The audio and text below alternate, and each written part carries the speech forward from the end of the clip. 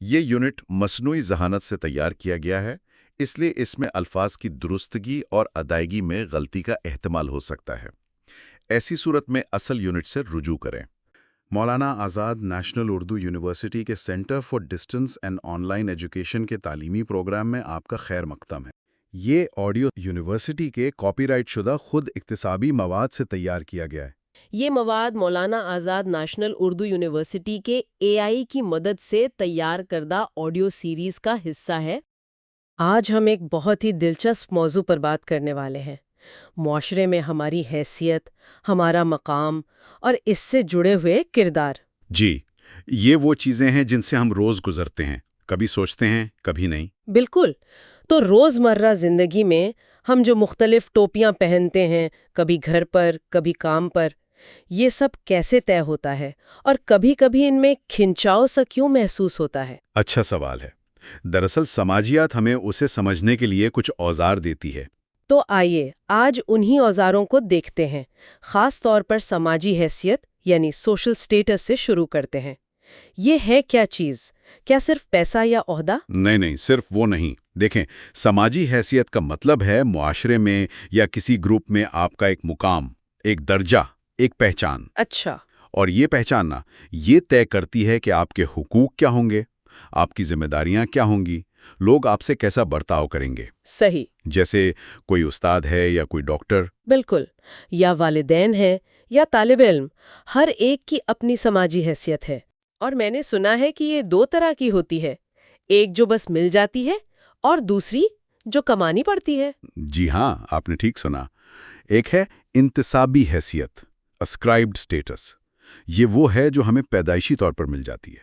پیدائشی طور پر؟ مطلب ہماری عمر، ہماری جنس، ہمارا خاندانی پس منظر، یا جیسے کچھ معاشروں میں ذات پات کا نظام ہے، آپ ایک خاص خاندان میں پیدا ہوئے ہیں، یہ آپ کی انتسابی حیثیت ہے۔ اسے آپ عموماً بدل نہیں سکتے۔ ٹھیک۔ اور دوسری والی جس کے لیے محنت کرنی پڑتی ہے؟ وہ ہے اکتسابی حیثیت، اچیوڈ سٹیٹس۔ یہ وہ مقام ہے جو ہم اپنی کوشش سے، اپنی قابلیت، تعلیم یا ہنر سے حاصل کرتے ہیں۔ جیسے کوئی امتحان پاس کر کے ڈاکٹر بن گیا، یا انجینئر بن گیا، یا کوئی کھلاڑی اپنی محنت سے کامیاب ہوا۔ یہ آپ کی کمائی ہوئی حیثیت ہے اور یہ بدل سکتی ہے۔ اچھا، یہ بدل سکتی ہے؟ جی، اور یہاں وہ بات بھی اہم ہے جو میکس ویبر نے کہی تھی کہ معاشی حیثیت یعنی آپ کے وسائل اور مارکیٹ میں آپ کی ویلیو، یہ بھی سٹیٹس بناتی ہے، اور یہ اکثر اکتسابی ہی ہوتی ہے۔ یہ بات بھی دلچسپ ہے کہ ہم صرف ایک وقت میں ایک حیثیت نہیں رکھتے، مطلب ایک ہی شخص کئی حیثیتوں کا مالک ہو سکتا ہے؟ ہاں بالکل، اسے سماجیات میں حیثیت سیٹ کہتے ہیں، سٹیٹس سیٹ۔ حیثیت سیٹ؟ جی، جیسے ایک خاتون ڈاکٹر بھی ہیں، وہ ماں بھی ہیں، کسی کی بیٹی بھی ہیں، اور شاید کسی کلب کی ممبر بھی۔ یہ سب مل کر ان کا حیثیت سیٹ ہے۔ اور ان سب میں کوئی ایک ایسی ہوتی ہے جو زیادہ اہم ہو جاتی ہے، جو ہماری پہچان بن جاتی ہے؟ ہاں، اسے کہتے ہیں کلیدی حیثیت، ماسٹر سٹیٹس۔ یہ وہ حیثیت ہے جو ہماری شناخت پر اور لوگ ہمیں کیسے دیکھتے ہیں اس پر سب سے گہرا اثر ڈالتی ہے۔ اچھا۔ اکثر لوگوں کے لیے یہ ان کا پیشہ ہوتا ہے، ڈاکٹر صاحب، وکیل صاحب، لیکن کبھی کبھی کچھ معاشروں میں آپ کی ذات، آپ کا مذہب یا آپ کی جنس وہ آپ کی کلیدی حیثیت بن جاتی ہے۔ اور یہ باقی حیثیتوں پر حاوی ہو جاتی ہے؟ جی، کبھی کبھی ایسا ہوتا ہے، اور یہ فرد کے لیے محدود کرنے والی بھی ہو سکتی ہے۔ صحیح۔ یہ حیثیت والی بات تو کافی واضح ہو گئی۔ اب اس سے جڑی ہوئی جو توقعات ہوتی ہیں، جو کام ہوتے ہیں، ان کا کیا؟ جیسے استاد سے پڑھانے کی توقع؟ بالکل، اسی کو رول کہتے ہیں۔ رول کا مطلب ہے وہ رویہ، وہ طرز عمل، وہ کام جو کسی خاص حیثیت والے شخص سے توقع کیے جاتے ہیں۔ یعنی حیثیت اگر پوزیشن ہے تو رول اس پوزیشن کا کام ہے؟ ہاں، یوں سمجھ لیں، یہ حیثیت کا عملی پہلو ہے، ڈائنامک ایسپیکٹ۔ استاد کی حیثیت ہے تو پڑھانا، طلباء کی مدد کرنا، یہ اس کا رول ہے۔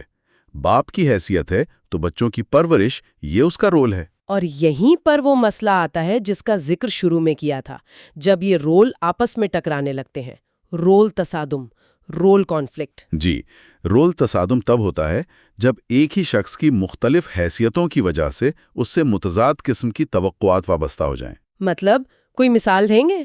یہ تو کافی عام لگتا ہے۔ ارے بہت عام ہے۔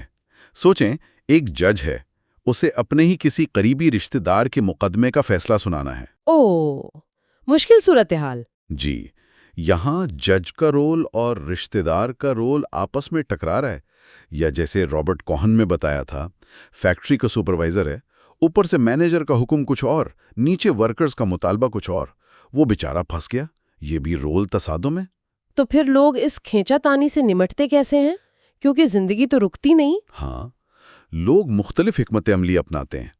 کبھی وہ ترجیح دیتے ہیں کہ کون سا رول اس وقت زیادہ اہم ہے۔ اچھا۔ کچھ لوگ اپنی زندگی کے دائروں کو الگ رکھتے ہیں، دفتر کی باتیں دفتر میں، گھر کی گھر میں۔